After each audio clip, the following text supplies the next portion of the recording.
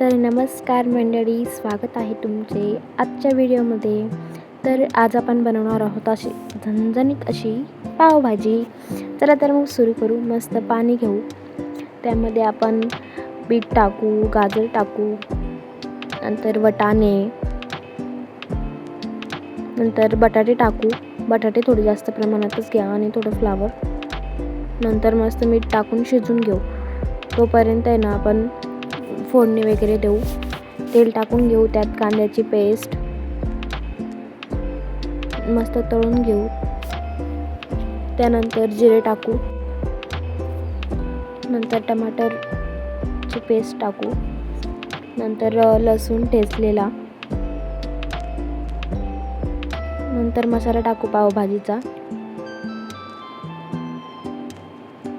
मस्त चव येते याच्याने.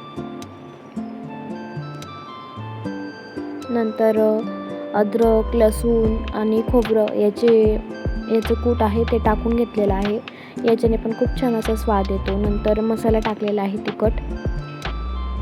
मस्त तळून घ्यायचा आहे मसाला. तूप टाकायचं थोडं. नंतर कोथिंबीर टाकून घेऊ. नंतर हे सगळं शिजलेलं होतं ना, ते सगळं मॅश करून घ्यायचं आणि टाकून घ्यायचं आहे.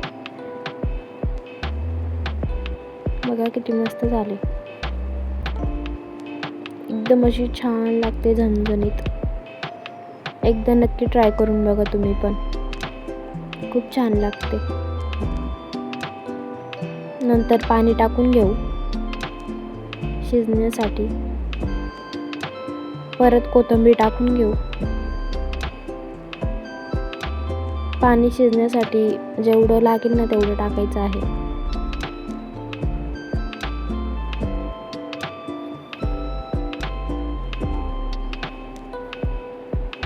नंतर चवीनुसार मीठ.